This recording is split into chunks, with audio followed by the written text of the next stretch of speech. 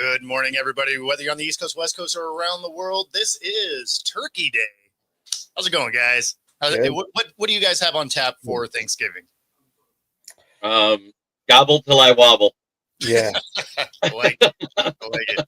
Yeah, today it's me. I've already just kind of started my day. It's gonna be me hanging out by myself until early afternoon. I'm gonna go pick up my mom, bring her over here, and Nice. We're gonna have dinner. We don't do turkey. I mean, everybody's, we don't have the big family anymore to actually make it worthwhile to go out and buy a turkey and do a Thanksgiving dinner. So we're gonna have some pork chops and vinegar peppers and nice. I mean, to be fair, I'm not a turkey fan anyway. Yeah. So if I'm hosting something like that, I'm doing a ribeye or something. Like I'm not I'm not trying to do turkey. Yeah, we do pork chops and vinegar peppers. It's a good little staple like that. And then I'll have like a little antipasto that I'll make, some cheese and meat. Pick at that and football. What else is there? Yeah, football. Definitely football. So off air, you were asking Jeremy about Ford Field. So because I think people would be very interested as far as places. Yeah, no, because I was asking because I usually head out. We go visit Vicky and Michael at least once a year, and I usually head out to Howell. And one of the things I want to do is take the kid. He's like, he's gonna be 9. I want to take him to his first football game, and for taking him to a Lions game. And the thing I was going to ask Jeremy, I was just kind of asking him was, what's a good spot in the field? Like, where's the best view for getting a ticket for that game, right? Because every stadium's so different, and some are like, stay away from this section, don't sit in the bowl, So we kind of get your input on. And that's where I'm at. If you look, most of your arguing happens in like the first couple rows of the second tier in the lower bowl. That's where you see security at most of the time. That's where you see the most rabid of fans. That's where you see, and then I'm not knocking season ticket holders. Don't take it that way. But that's why they quit selling alcohol after the third quarter at NFL games. Yeah, there is a reason for that. Is because they want you to half-ass be sober when you're walking out to go to your cars. And there's some people that doesn't understand just because you have two fists. You only have one mouth. You don't need a beer in each one. Some food in one would be good every now and then. Yeah, what's the average price of a beer there? So, but the beer in each one, it isn't really because you're trying to smash them both immediately. It's because you knew how long the line was you just got out of. You're like, okay, I'm buying 2 because I don't want to do that again soon. Well, that's why you buy the growler and then the souvenir mug, and then you don't have to go back as often. There you go. Fair enough. Yeah, but then, then it starts to get warm, though. I mean, it's an insulated growler. What's the average? Insulated growler. Your average beer. God, let's see. The last time I went to a game before ticket prices went up was 2022. I was in the 8th row of the 3rd level, and it was a great seat. Don't get me wrong, because even when people were standing up, they really wasn't in your face because up there it gets a little steeper to make it better so you see the field. And those ones then were $202 after fees and processing. Now they're $275 a piece before fees and processing. Yeah. But you can always go through like SeatGeek, Ticket Smarter, StubHub. Somebody's going to have one, and you might possibly be able to get a cheaper one. Yeah, I'm just saying that's what you're looking forward to. And this is why it's becoming less of a family thing to go to an NFL game. If your team has success, the prices go up based off of success. Your better teams go up about 25%. Your lower teams go up 1 to 10%. But every team goes up every year, except for the Cleveland Browns, who have nosebleeds at $6 a piece. Let's be honest, that's still gouging. Yeah, I think so. That's making it so all the fans pay for Myles Garrett's salary alone. Yeah. Exactly. You're like, give me the free ticket because you're going to make enough money off of the concessions that you're worth, but the ticket should be free at this point because I don't want to pay to go watch you. You don't even have to worry about selling beer after the 3rd quarter because you're going to sell out before then. I think the upset of the day is I'm going to pick the 1-star rating system to beat the Chiefs. That defense is playing uglier since they got added Quinnen Williams. That interior defensive line is becoming ugly. Kenny Clark and him together. And that offensive line has not protected the Mahomes the same way. He's been under a lot of pressure lately, which is why he's had to do more checkdowns. He doesn't have the time to hit the deep shots downfield unless he's playing a weak defense. Yeah, that's a game I've been going back and forth on just because this is about the time of year where Dallas stops playing football, right? I mean, today is hit and miss. And then really everything after this is miss. Yeah. Oh, come on. Now let's get real. You go look at the stats and you can actually see it. It started Thanksgiving Day. Guess who disappeared from pressure and sacks columns every year for the last 4 seasons for Dallas? Yeah, but that wasn't their only problem. No, I mean, but that was a big problem. Because it was a big when problem. when your only guy that gets you pressure disappears the rest of the season, and they wonder why they fall off. But Dak also would disappear the rest of the season, and he's still on that team. Like he'd have random games where he was good, but by and large, he'd be pretty good during the regular season. Yeah, he disappears in the playoffs. Yeah, he'd put up about 12 wins. Thanksgiving would be hit or miss, and then the end of December and January, like he just shrinks. Yeah. No, I agree. But I do think Dallas is gonna. I agree with Jeremy. I think Dallas is gonna take it to today. I don't even think it's considered an upset to me. I think both teams are pretty much even at this point where they're playing.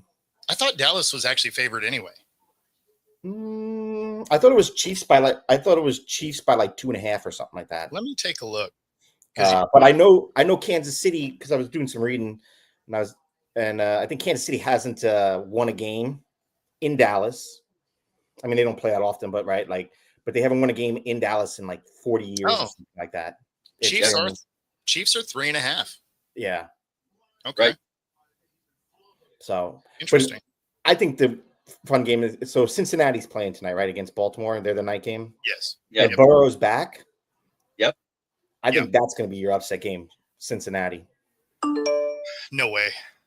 No, because while everybody's banging on the Ravens defense, what they forget is 5 weeks ago they were 32nd. They played so good the last 4 weeks, they're now 27th. Think about how good they had to play to move up 5 spots. Yeah. So that is the difference maker. Bengals defense, all you got to do is score 28. They can't beat you. Yeah, but with Joe Burrow back, is Jamar Chase playing too as well? Jamar Chase served a suspension as far as that. He tried to appeal the amount. Because he tried to appeal the amount of money he was fined for spitting on Jalen Ramsey. Now it comes out where he doesn't even get a game check this week. Because the whole fine hits in 1 week because he tried to appeal and it wasn't given. Yeah, so basically that one loogie was $500,000. That's wild. Golden loogie. Somebody better frame that, put that in. But that's not the biggest. That's not the biggest fine in history, though. No, but that's probably the biggest water spit. Yeah, it's the biggest. It's the biggest fine this year. Jalen Carter missed it by 50,000. But the biggest fine happened about I think it was 2013, and it was $1.2 million. Yeah, well, we're gonna see. I'm curious what the punch to the junk fine is gonna be. Yeah, we don't know what that one is. That'll come out Tuesday. That will probably be the highest one of the season because that was another deliberate action that was wild. I see 2 teams that already busted your parlay, Joe. Yeah. I mean, to be fair, Joe doesn't hit parlays ever. So I don't either, but I get where he's coming from. Sometimes what you have to do is to make it really worth money, you have to pick some of the bigger upsets that are most likely weren't going to happen, right? Because if you pick all the winners in the parlay, even then $5 might give you 40. But with that, that $5 might give him like 300. So I'd be doing the same thing. Just I'd be going for the winner because I'm going to go watch these things at a sports bar, and I'm like, hey, you know what would be cool is if I did that for free today. Exactly. So yeah, I'd be picking the winners because even if my $5 turned into like 40 or 50 bucks, I'd be like, hey, that bought me some wings. I'm in. Exactly. Sadly, with the way prices are today, it would only buy you the wings, but one wing, one maybe wing. a wing in a side, piece of celery, and you're exactly. Here, hey, Scott, I want to actually answer that. Do I think they'll target Jameson Williams early in today's game? They target him early every game. The difference is if he makes one of those first 3 catches, Goff uses them throughout the game. If he drops all 3 of those passes, you'll see that his targets just disappear because Goff is about connection and trust with his wide receivers. So that's what I've seen all season. Everybody says, oh, they're not going to him. No, they did. He didn't catch the ball. So they said, screw it. We're going somewhere else. So who do you think is going to be your MVP of the day on the Lions outside of Goff? Offensively, I don't even think it's going to be Goff. It's going to be Jahmyr Gibbs because the explosive plays that are given up by the Packers defense are on the outside. Because let's face it, Nate Wiggins and their other corner that was starting to come up are not playing today. Or Nate Hobbs, excuse me. Wiggins is Ravens. Nate Hobbs is out. The other young guy, the one that was starting to come up, and because Nate Hobbs had been out of the lineup for most of the year, my goodness, he's out too because that guy's been making plays. You picked a lot of favorites. That's what I was saying, and that you did wrong. Yeah. No, I like Gibbs. I don't think I think Gibbs is it because let's face it. Right now, I think he's running back 1 in the NFL, and 1B is Jonathan Taylor, and then number 2 is probably Behan. And for the Raiders, I'm sorry about Ashton Genty. He can't be good with that O-line. Yeah, right. Like that's the thing is people have been bagging on him. They're like, oh, is he a bust? He's getting hit within 1 yard. So I'm impressed he's not getting hurt because if you ever watch Seahawk games, that's how our running backs ended up on IR all the time. And how you ended up with your Walker. Sorry. And how you ended up with your Walker TD merchant and Zach Charbonnet. Well, no, I mean, like when you look through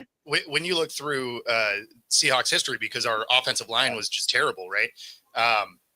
Really, from 2015 through last year, our starting running back ended up on IR every single year. One of the years we had 3 running backs on IR, and I mean, it was because of exactly what Genty is dealing with right now.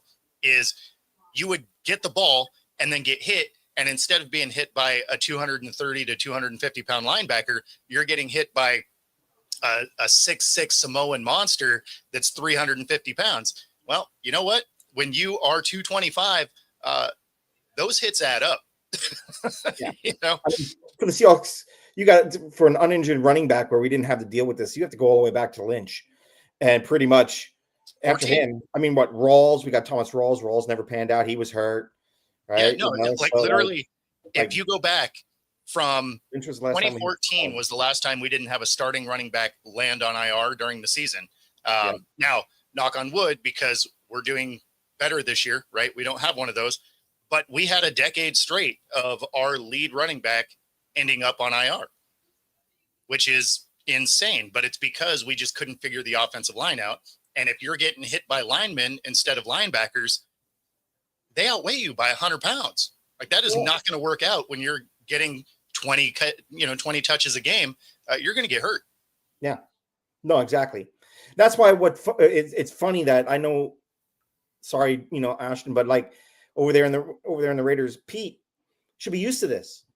He's been dealing with this poor offensive line play. Like Geno should be used to having a poor offensive line, right? This is right. They should be used to this already. So they should. To me, I feel like this is your opportunity if you're used to this, to figure out how to change it, because you're in a system now where probably ownership will let you change it, right? You don't have to deal with. Schneider was always like, I just don't want to invest in offensive line. That was the mentality. And so you always had to work around that. Your team, you probably have a team that will invest. So at this point now, Pete, there's no excuse, right? You can't say, well, ownership doesn't believe in an offensive line. I think Raiders do. I mean, the thing is he has a better offensive line there than when he was here. Now, it's still terrible, but you got to remember the last few years, Seattle had the worst ranked offensive line in the league. So, not that being better than that is saying a lot, but and I mean, even with that, we were still able to win 8-9 games. I mean, Raiders have no excuse. I think, I think, they're just awful. I think this is Geno Smith karma. You should have given us a counter. You should have countered, Geno. You didn't counter. You packed up, you took your toys and went home, and that's what you get. I mean, he's getting the money. So yeah, he's getting the money. I mean, that's what he wanted. He wanted the money, because I'm not even that mad at it, because it was going to be his only real shot at it, right? Yeah. Based on his age, like, he had to play for as much as he could get, because he's not going to get another one. So, yeah, exactly. Show me the money. Yeah. Here's my Quan. I want my Quan. Yeah, that's right. Yep, that's it. So, let's get into it, because I just wrote my article. Like I said, explosive plays happen on the outside, and they only happen on the outside in like a swing pass type of play, or a sweep where a running back cuts the corner. But the one thing the Packers have done well is the same thing the Lions have done well. They haven't given up a 100-yard rusher, period. A singular 100-yard rusher. I think Gibbs will get that 100 yards, but it's going to be a combination between receiving and rushing. It's not going to be because he just did it on the ground, because that is a good defense. I'm not knocking them. Yeah. I mean, Micah Parsons the last 2 weeks ended up getting 4 sacks, which the previous 2 weeks he didn't even have a pressure. So, he started off November looking like classic Cowboys Parsons, who disappears in November, and he turned it around. Good for him. But the tackles he faced were not Penei Sewell and Taylor Decker, and they are both in this game. Glasgow, of course, is out, and Frank Ragnow came out of retirement last night. But he's on the exemption list, and everybody says, well, what does the exemption list mean? It means he's not available week 1 he came back, and for a total of 4 weeks, they cannot waive him, they cannot put him on IR. That's what that commissioner's exemption list is. Okay. David Montgomery has eliminated himself from the rushing equation. Yeah, I was going to say he hasn't had the success that he's had in the past. He gets anywhere from his 5 to 15 touches, like he always gets, and if he isn't breaking that 8-yard run or the 15-yard run, guess what? They don't go back to him. Is he? Is he still on the roster after next year? Or is he a free agent? Do you think we actually just extended him this offseason? Oh, you extended him, and so it lasts until the end of the whole Gibbs era, and he loves being with Gibbs. If you look, he celebrates every touchdown with them on the sideline. He is not upset that Gibbs is helping us win, because you know what? You know what he's happy about? He remembers being in Chicago and being hit 0.8 of a yard behind the line before he got done. And having to earn all 4.2 yards he averages. Instead, now he's not getting hit for 2 yards. So his life got a lot easier, and he maintains the same average. It's a depreciation of play due to age. It's not because of talent. Yeah. So what do you got? Okay, so what do you got for a final score tonight? I mean, how? I today starting at 27-21 Lions. 27-21. So you're hitting the under then. Yeah. Yes, I am. Because what's the under? What's the over under? 50? I believe it was 49.5. Yeah, basically 50 points. It was 49.5. Depends on which betting site you go to. Yeah, in fact, it has dropped a little bit. If you're looking at Bet Us or Bet MGM, it's 48.5. And So I'm just he under. actually has bought the Yes, under. you did take the under. And that being said, you could bet right alongside us here on Coast to Coast. Use the QR code on the screen, up to 125% of your first 3 deposits, and a 10% bet guarantee in case you listen to the people on this panel. So use the QR code, bet alongside us right here on Coast to Coast.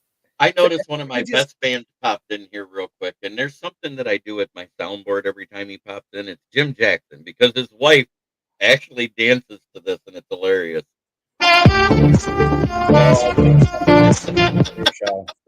He always comes back with, "There she goes." So, Scott, I am actually doing my Pick'em show an hour after this show because I do it the preceding hour before the games start. So I am still going to do it.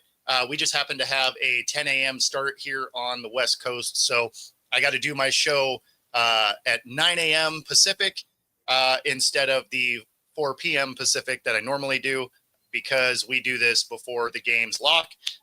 So I am going to go through all the games here at, in an hour and a half. So yes, that is a Mountain Dew, Donna. And yes, it is a 1 1/4 liter. It is not a 2 liter.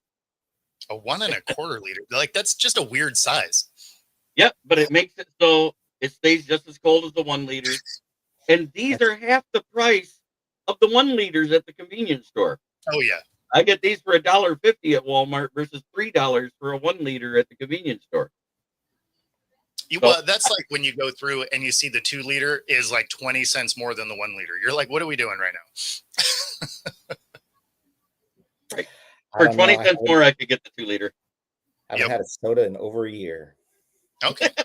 I do not drink soda. Donna now knows why I'm able to do 10 shows a week. Yeah, just cracked out. Right? Coming to you like a spider monkey. I'm all happy up on Mountain Dew. Exactly. The only thing I can think of upgrading on the Mountain Dew is if you started chugging some Jolt. They even still sell that stuff? I don't know, man. I don't know, Jeremy. Have you ever had Jolt Cola? Yeah, Dad. Twice the caffeine, twice the sugar. It was, at the time, it was the only soda product with more caffeine per serving than Mountain Dew. Yeah. Now there's like 20 of them because they've added in like B vitamins and everything else and lattes and crazy. Oh yeah, there was. I'm not gonna lie. There were some times back in college where studying required some Jolt, some Mountain Dew, and some Mini Thins. Yeah, the other one that had a crazy amount of sugar. The other one that had a crazy amount of sugar was Surge. Yes. Surge had more sugar than Mountain Dew, and not a lot of people, and it didn't taste like it was the problem. Yeah. Surge was, it was so thick with sugar, it didn't taste like sugar anymore. Well, it was so thick that it tasted like you were drinking like coolant. Yeah. Like it had a film to it. Coca-Cola is mostly down south is where I've seen it. If you get south of Ohio, it starts popping up. It did taste terrible. Like yes. I never drank it. Like I've had it before, but it was like, yeah, I'm good. I either had to do the 12-ounce can or the mini size bottle. I could not do the 20 ounces or 1 liters because it was just. Oh, Joe, that stinks. Really? You know what? A lot of European, it's because they don't allow that certain type of vegetable oil. The high fructose corn syrup. That's illegal. You have to order it through Germany. Germany has one that's not made with the high fructose corn syrup, and you can have it shipped in. That's like in Mexico when you get like a Pepsi or a Coke or whatever. It has actual sugar in it instead of high fructose corn syrup. So that makes sense. Were they serving some high fructose corn syrup at the Kraken game? They probably were. I brought my water, so that's the one thing nice about being media members. I get to just bring my big thing of water with me, right? That's awesome. So I don't have to do that. Plus, for media, this stuff's catered, right? So you get they have food there and some drinks. For the Kraken, it was they had these pulled steak burritos, and then they had this entire like candy bar where you for the grab press. Whatever. What's that? For the press? So like you just got to enjoy this as part of. You had to buy the ticket. Did you have to buy a ticket, or was this like a? No. This is only for the press.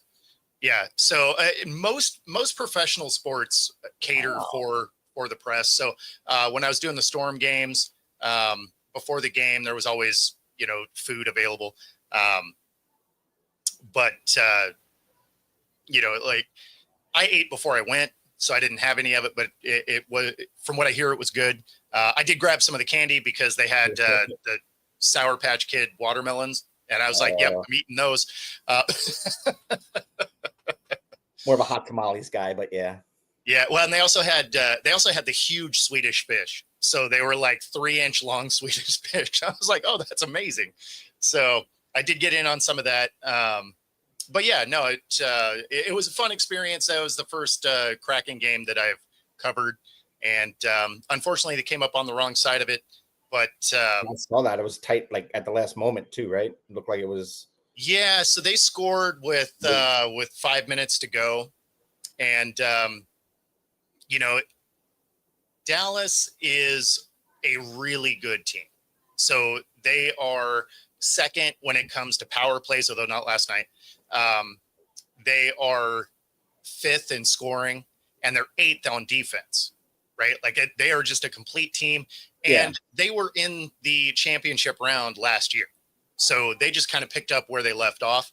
The Kraken are building something here. They just have a hard time scoring. So they are the second best team when it comes to defense. Their save rate is really high. They are fourth to last in the league when it comes to scoring goals, though, which is why, going into last night's game, 10 of their first 22 games were overtime games because they can't score, but you can't score on them either. And so it was,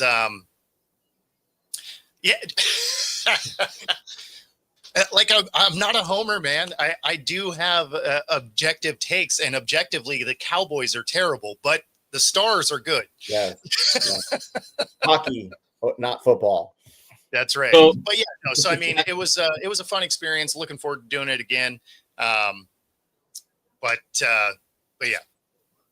So for the moon conspiracists, because I know it's been brought out about that certain moon phase when the Lions always lose. This is the waxing crescent moon, which means it's actually gaining, not waning. And the Lions are 10-1 on this moon in the last 3 years, and 7-4 on Thanksgiving during this moon phase, and 3-0 versus the Packers during that moon phase on Thanksgiving. So now you need to like sprinkle some sage and do your. Oh yeah, I just wanted to get that out there. You'll get your win, right? Give me my crystals and my sage. Yeah, exactly. I'm just saying, there's those people out there, and it was put out by FanDuel, no less. No. Which is kind of crazy. Yeah. Yeah, and the overtime stuff. Yeah, you saved yourself. No worries on that one. Yeah. Well, so my night ended up getting kind of weird. So we get out of there early. The coach, his post game was almost 3 minutes exactly. Like his answers were so short, and the look he gave the assistants that were, fielding the questions was like, "You better not let anyone ask any questions." And so after like 4 questions, they're like, "Thanks." And yeah, like he was there barely 3 minutes and he was out. We did get a couple of the players in the locker room, but so I got out of there super early. Right. And I was like, "Oh, I mean, cool. Bummer that we didn't get a full length press conference, but I was like, hey, you know what? I'm going to get home at a reasonable time. It's going to be awesome." And then I get to where I parked, and my starter died on my SUV, and I had to wait for a tow truck. I didn't get home till 1 anyway. Oh, I'm so sorry, dude. It happens. It's whatever. But of course we fly out tomorrow, so I can't even fix it, right? Because every auto parts place is going to be closed today, and I fly out in the morning, so I'm going to have to wait until, we get back to fix this thing. So yeah, I was just like, yeah, this makes sense because why not? Because the whole time I'm walking back to my truck, I'm like, hey, I'm gonna make it back at a reasonable time. I might actually get some sleep tonight. Nope. I don't know who you pissed off, but karma was coming for you. Just the universe in general. No, but well, and I believe that was Donna that just sent me the friend request on Facebook. Thanks, Donna. Hey, there you go. There you go. Yeah, where are you coming from, Donna? Because she's newer to the. I haven't seen her, but then all of a sudden I've seen you popping around a lot. I'm always in the chat. She's an Eagles and Bears fan. Yes. So she's touring this Friday. So you're in Philly. Yeah, she's in Philly. Yeah. Oh. Yeah. So are you a PAGS recruit? Yeah, she found us through PAGS. That's awesome. Where's he today? Oh wait, family stuff. It's Thanksgiving. I get it. Yeah. No, he has. Well, I mean, yes, but he had something else this morning as well. And then Jay and Stat Guy are off all this week, so yeah. Oh yeah. No Stat Guy bringing the. I would say stats, but it was funny because he tuned in yesterday, not on the show, but he was in the chat. And he brought some stats. I was like, oh, so the only time you bring stats is when you're not here. I will give you a couple key things that I've seen in the last 2 weeks. Jordan Love, no matter who he's faced, what defense has been good or bad, has not thrown for over 200 yards until Minnesota. So in Minnesota, let's face it, the weakest part of that defense, and we said it going into this year, was the secondary, which was the exact same secondary that got burnt a lot the year before. So I kind of expect Terrion Arnold's back. He cleared concussion protocol yesterday. DJ Reed came back last week. Even though he didn't have a great game, he didn't have a horrible game. Yeah. So now we got both of our starters back in the secondary there. The only one that is out is Kirby Joseph. His knee is still too bad. Graham Glasgow is out, so we're probably going to see either Tristan Colon or Kingsley Eguakun. That should be coming out shortly. I will know who's the starter out of those two because they took the first team snaps all week. So I don't know what's going on, but I do know that Miles Frazier was put on the active roster, so he more than likely might get the start over Coyote Awasika, who seems to struggle a little bit with the pass game. I'm gonna get. I think Green Bay is gonna give you a run for your money. I think they are. It's always a run for our money. You look, other than week one, every year it's been close games. Yeah, that's what I mean. I think it's gonna be a close game. It's definitely it's not gonna be a blowout. Yeah, exactly. That's why, if outside of the Bengals, I would say Green Bay might be a big upset on Detroit if they win, but I don't see it. I think Green Bay's favored, right, by 1.5. Detroit for home. Oh, you should be favored. I mean, you're home, okay. and this is Detroit on Thanksgiving. You should be never losing. At one point, they were favored this week. The line moved. Yeah, I think it's going to be a home team sweep today. Yeah, Detroit is a 3-point favorite at home, so they're giving you a home field advantage, basically. Yeah. So basically, we get the field goal advantage. It's a rivalry game. That's all they did. Yep. Yeah. So it's gone from where we were an underdog to basically it's an even. It's a flip 'em game, and that's what it is. And you're going to have Green Bay fans say, "Oh, we're just going to smack them," and then you're going to have Detroit Lions fans that say, "Oh, we're going to smack them." I'm saying no. It's going to be a dog fight. Yep. Yeah, it's gonna be definitely a dogfight. I'm excited to see it. I got my money on Detroit, so I actually like the plate today. And Jaden Reed is out still. Okay, he is not playing this week. Yeah, and like I said, I got Dallas. I think it's gonna take it today. Kansas City hasn't won in the stadium. The guys that are out. The guys that are out for sure is Jaden Reed, Savion Williams, Lucas Van Ness, and Carl Brooks. Those two are big rotational pieces on that defensive line. Lucas Van Ness and Carl Brooks. Questionable game time decisions are Matthew Golden, Quay Walker, Nate Hobbs, and Keyshawn Nixon. Yeah, I feel you. I agree with the comments there. Kansas City's not very good this year. Plus, I'm excited because have you noticed them being so bad and not doing very well? We're not inundated, and I hate to say it, with the TS stuff and we're not every week going, oh, is Taylor Swift going to be on the TV, right? Like it's almost like, is she now showing up to the games? Because if I was her, I'd be like, ooh, I'm embarrassed by my man. But he's old.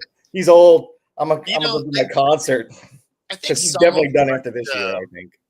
I think some of what had me take KC here is I have a hard time buying the home team sweep of Turkey Day and Black Friday.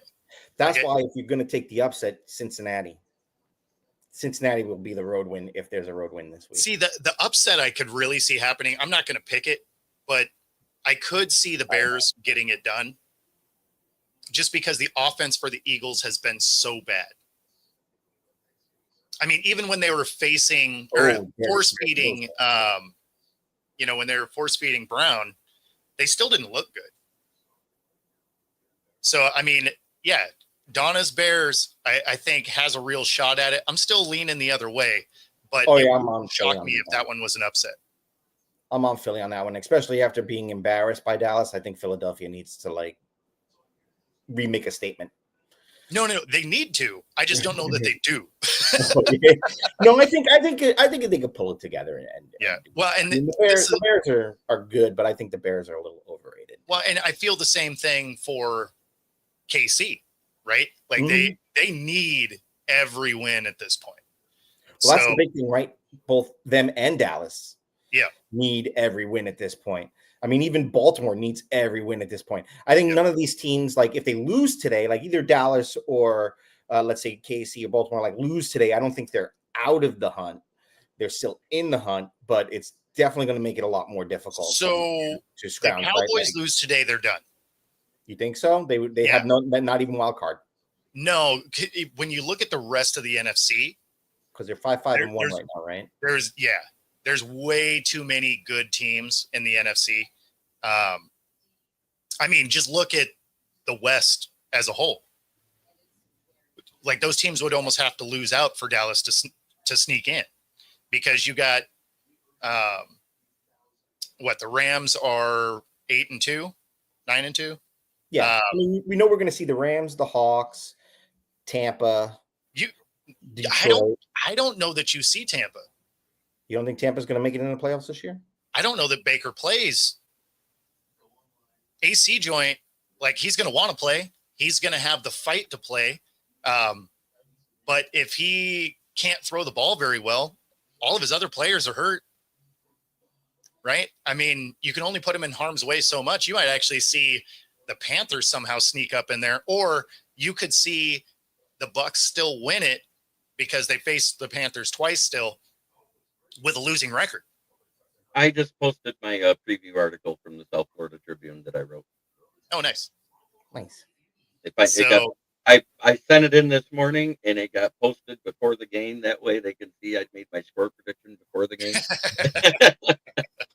Because if it ends up being right, what's funny is I've been within a total of 10 points over the last 3 seasons, I think 75% of the time. Okay. So I do have a feel for the games. It may not always be with us winning even. Yeah, well, I mean, if you're going to be an analyst, you have to be unbiased, right? Yeah, I try to do that. I do. Yeah. You can't do the homer pick. So for me, the biggest thing is I will watch the game live as a fan, right? And then I will go back and watch it and then be really sad when I watch Bradford miss every single block ever. I'm not bitter about it at all. No. I'm just gotta have some CGI sign behind you that says Bradford's got to go. This is not the first time you have definitely. But no, I mean, anytime I'm watching the rest of it, and it's funny because starting to do this, it definitely changes the way that I watch football, right? But but not when I watch the Hawks live. I will watch that as a fan. I will cheer for them, even if I think they're going to lose. And then I'll go back and I'll watch the game and, break it down and be like, Yeah. Yes, I am, Donna. I mean, I was laying it on pretty thick, so.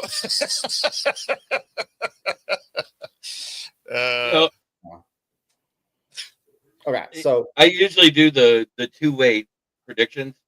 I do if everything goes right, if everything goes wrong, except when we play the Packers, I just don't do the everything goes wrong. Because I don't want to think about them winning. Hey, at least I'm honest about it. I feel like I can see that. I mean, I'm the same way against San Francisco and the Rams, right?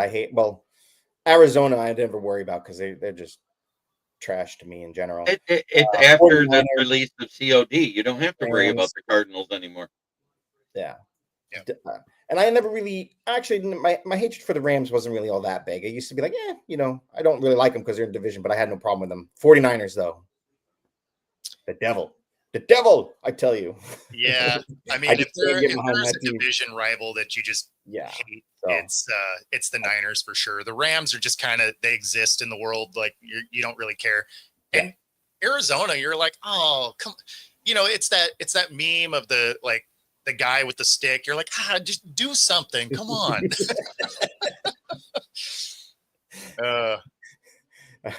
I know. This is Arizona, though. Since I haven't talked to you guys about this, do you think they full on move away from Murray at this point? They can't really next year because he doesn't have an out on his contract until the end of next season. But have we effectively seen the last of Murray, or you think they give him one more shot next year? I think they give him one more shot. Yeah, they're paying him. They're paying him, right? So I think but when you have Brissett outplaying him, you might be looking at something else because they're going to have a decent draft pick. And you're 7 years of Kyler Murray experience. Yeah, and I think that's why they're going to draft the guy that's going to replace Kyler Murray, but they're going to give Kyler Murray, because of the money and because so much of it's guaranteed, he'll get the chance to start and let this guy develop behind him, not from him. Yeah. I mean, let me reiterate this. Yeah. Because nobody wants an average-sized quarterback learning from a Keebler-Elf. I mean... The biggest thing is I don't know what you're going to take from him because although he is talented and he's athletic, he's never really thrived with that team, and it hasn't mattered what the coaching was. No, that's true. Yes and no, because when Cliff Kingsbury was there, the first 8 games he looked like an MVP. It was the final 8 games that they fell apart. But that went all the way back to Texas Tech with Cliff Kingsbury. That was his MO as a head coach. And that's when I hear that people say, wow, I want him as a head coach next year in the NFL. I was like, no, you don't. He's an OC. He's better than Josh McDaniels as a head coach. He'll be fine enough to get you into the middle of the draft, but you'll never get another top 10 pick. So then he's Jason Garrett. Yeah. He is a good OC though. I will great say OC. He's a great OC. Yeah. So where would Kyler go? I don't even know. I don't know what market would be for him. Take the path of the last early drafted quarterback from Arizona. Who was that? Was that Josh Rosen? He'll become the redheaded stepchild and third stringer of the NFL going forward. The thing is, I think he would probably end up being someone's going to take a flyer on him probably because you'd be able to get him for nothing. But I don't know. I can't look at what he's done, his body of work, and the rest of the teams in the league and be like, oh, he's going to thrive there. I don't see that because he again, super athletic guy, has a lot of talent, but doesn't read a defense particularly well. Right. And for whatever reason, you look at things like he has Marvin Harrison Jr. Right. And last year when he was playing, he had he got him the ball a bunch of times in the first half. He had over 100 yards. Then he kind of never threw the ball to him again. And then after the game in the presser, he's like, they're like, oh, how come you didn't get it back to him? He's like, that's not my job to get him the ball. And it's like, well, I mean, it's kind of is like. No, that's true. And sadly, I could see what Joe's saying. I could see Murray ending up at either a Jet, maybe even a Raider, because by the time he's needing a job, Gino's probably coming off that 2-year failure, not getting a re-sign. So Gino actually, there's, if I remember right, there's outs in Gino's contract after each year. It was structured kind of like Sam Darnold's. So Darnold has outs on his as well. The Raiders getting him would be interesting. I don't see him going to the Jets. I think his size actually plays into him not playing for the Jets. And only because they understand that they don't protect very well. Right? Oh, God, then don't send him to the Raiders. Yeah, but I don't think they understand that they don't protect well. So, I got you. What about Pittsburgh? No, I don't see him being a Steeler. Because I mean, I think Rodgers is pretty much done, right? He's done for the season this year, right? Honestly, I would probably stick with Mason over grabbing Kyler. Really? Yeah, because Mason at least has an arm to him, right? So you have a receiver that really only likes to run go balls and doesn't run short routes particularly well in DK. So you need a guy that can sling the rock. Not that Kyler has a weak arm or anything, but he doesn't push the field as much. Whereas Mason is, he's a bigger kid. Like he can toss the ball. So I'm not a Rudolph fan. So let's not pretend it's more than it is. I just think in that particular system, Rudolph probably actually fits better. Okay. Then I mean, I don't see very many job openings for him. No, like as a backup, someone will grab him. Yeah. I mean, if you're able to get him for under that $10 million mark per year, yeah, as a backup, you're great. If you have to give him 13 to 20 or even $30 million, you're making a mistake. Because you're going to give him the idea that he thinks he can start. So I might be wrong. I know he was out, and I thought he looked like he's not ruled out for the season. Okay, he's supposed to be back this game. I heard he might play. Oh, yeah. He's a game time decision. Yeah, so he was a game time decision last week as well. All right. Well, so to me, he's still toast in Pittsburgh. Exactly, it's just day to day. Yeah, he's not on IR or anything. The fracture is not in his throwing hand, so I mean, it's yeah. It's like what we've seen. 8 different quarterbacks play with already. It was the non-throwing hand. Yeah, exactly. Okay. My bad. But the fact that he's in the Unk Bowl of 41-year-old and up, it takes him a minute to come back. He can't just wrap it with ace bandage and come out the next day with a glove over his hand. Yeah, I mean, that's the thing, is he's going to come out looking, like he's trying to sell you some hamburger helper, have a huge glove on. Because you've seen it. You've seen those guys come out with a goalie glove on their non-throwing hand just to help protect, so I mean, it's definitely something that he could do. Yeah, I mean, I think a lot of people are ready for him to retire, but when he's been available, he's played decent. That defense has been awful. For being the highest paid defense in the league, they have wildly underperformed. Yeah, so, that is actually surprising. Should have done it a few years ago. The Rodgers hate is very real. I know. No, hey, I hated Rodgers until he left Green Bay. Fair enough. Once he left Green Bay, I don't need to hate him anymore. It was the same for Favre until he came back to Minnesota. Then I hated him again. Yeah, the difference is Favre played really well in Minnesota. Yes, he did. Yeah, I still think that's the biggest mistake Minnesota made this year.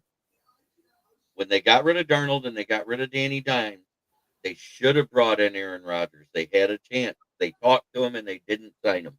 Yeah, I mean, it would have been funny too, because then you just complete the Brett Favre arc. Would have been awesome. Yes. And with the way JJ McCarthy has played, Aaron Rodgers would be starting still. Well, also the line there isn't bad. So you give the weapons that Minnesota has to Rodgers, they would have been a dangerous team. I'm not a Rodgers fan, but I mean, as good as he throws the ball, he would have done some damage with that team. Oh yeah, being able to connect with Justin Jefferson and Addison. Oh my gosh. No, there wasn't an opportunity for him to go. So, right. So, yeah, and think about it. Him with Justin Jefferson, Jordan Addison, and Jalen Naylor. No. Yeah, no. And I don't know that he would have. The line there is actually. No, they played good until last week. I got I got to laugh too, because we everybody remembers too, right? With the arc, it's like both Favre and Rodgers did the Jets in between their other teams, even proving still further that the Jets have a problem. They're cursed because they couldn't even. They had Favre coming off, they had Rodgers, right, and they couldn't do. I can't blame the first year on the Jets, because let's face it, that first game. The only person that Rodgers had more plays than was Abraham Lincoln. Pretty much. Yeah. No, I mean, it was, 5 snaps, 4 in Achilles. Yeah. Yeah. No, having your Achilles pop immediately, I mean, nothing you can do about that. But neither one of them were successful with the Jets. I mean, because even if you look at the second year for Rodgers there, it didn't start off particularly well. And his good stats coming down the stretch were actually, a lot of it was in garbage time against bad teams. Exactly. So, I mean, although the stats kind of look like, oh, he might have had good games. Like, yeah, not if you actually watch the games, though. Yeah. No, exactly. Kind of like when you heard that Justin Fields had good games for the Bears. Or Russell Wilson. I mean, when you look at the Jets at this point, because, I mean, guys that were drafted there, they go other places, they have success. You bring Hall of Famers there, and they look like guys that were scrubs their whole career. And then they go on to look decent other places. I mean, Brett Favre had one of his best seasons of his career with Minnesota. Aaron Rodgers has at least flashed signs of life with the Steelers. So, yeah, I mean, there is something with the Jets. All I can figure is they really just need new owners. That's really what needs to happen there, because it hasn't mattered the coaching, hasn't mattered for the front office, hasn't mattered for any of the player personnel. They just can't develop a quarterback to save their lives. No. And the only common denominator there is ownership. Yeah. That, and they're the redheaded stepchild of the stadium, right? Because they share it with the Giants. Yeah, but the Giants aren't good either. So it's been a minute for them as well. That's true. Eli was still there the last time they were good. Sanchez was there the last time the Jets were good. So, I mean, it's neither one of those teams have really done much of anything. And neither one of those guys have been playing for a little while. Yeah. I think it's just when on the East Coast, everybody gives more love to the Giants than the Jets. Everybody forgets about the Jets, because even then they used to like, we're going to Giants Stadium. Come on. The only teams that are cooked this year so far are the Giants, the Jets, the Browns, and the Titans. And then you got to throw the Aints. I mean, the Jets, Saints are in there. Like, if you were going to put it in baseball terms, the Jets are the Mets, right? And the Giants are the Yankees. Like, that's. Yep. That's not even close. The Yankees, they're not even close to the Yankees. No, but when you grow up on I'm not saying success. When you grow up on the East Coast, I'm not saying success-wise, but when you talk to New Yorkers, if they're a Giants fan, they're a Yankees fan. Yeah. If you are a Mets fan, you're almost always a Jets fan. Like, it just like Jets, Mets, Devils, Yankees, Giants, Rangers. Exactly. And then the Islanders kind of hang out, and the Islanders kind of hang out back up there, right? Yeah, the Islanders actually that'll be where you end up with some of the Bills fans will be Islander fans. Yeah, because the Bills fans will be kind of split. Yeah. Like Well, I grew Bills up in the fans had Giants. the Buffalo Sabres. What are you talking about? No, that's why I said they'll be kind of split. Yeah. Uh, Right. Yeah. Yeah. 'Cause I grew up like 15 minutes from the Meadowlands. So, you know, which by the way is the mafia dumping graveyard. I don't know. All around. There's a lot of bodies buried around Giant Stadium and out in the Meadowlands swamps there. well, that's how the stadium Right? doesn't Like, sink. yeah. That's why Jimmy Hoffa's under the goalpost. Yeah, that's right. That's because no one will ever find him there. No, nobody scores goals, right? No, it's great. Man. No. So, I mean, Jeremy, you should definitely plug your show as Well- we're getting close to the end here. Yeah, I go live onto my channel, which is Kneecap Biting with the Motor City Lions, which is a part of the Hub Sports Network, which goes live into a Roku Amazon Fire Stick app. I also go live into Twitter. I also go live on Facebook. But we're pushing to YouTube. I'm getting closer to that 1,000 mark, and Nice. that's where I want to be. Once you get to the 1,000 mark, that's when things get a little easier in life. Absolutely. And of course, if you are watching this on YouTube, which most of you are, hit the like button. It helps us out so much. It's free. It doesn't cost you a dime other than a half second of a click. Yep. Just click that like button. It is hugely important for content creators. Anytime you are watching one of their shows, be sure to hit it. It seems like it doesn't do anything, but it does actually get the algorithm to push our show out further. So the more likes we get and the more conversation we have, the better it is, the more people see it. Yeah. So that being said, we are going to get out of here. I want to make one comment I want to make one comment for Joe, just so he knows, because I know he's over there in Italy. Yep. Just so you know, Joe, the Jets and the Giants, they play in New Jersey. The Statue of Liberty is in New Jersey. New York has stolen all those from us Jersey folks. So just so you know, when you say New York Giants, no. New York Jets, no. And the Statue of Liberty. Yeah, Jersey. The only team that actually plays in New York is the Bills. Yeah, exactly. So, all right, guys, we're going to get out of here. The Nets were New Jersey until they moved to Brooklyn. So, enjoy your Turkey Day. Hope everybody has a good time with friends and family. And if you are here on my channel, tune in at 9 a.m. Pacific, and we're going to do our Pick'em show. Otherwise, we'll see y'all, when we see you. Take it easy, all right. everybody. Enjoy, everybody.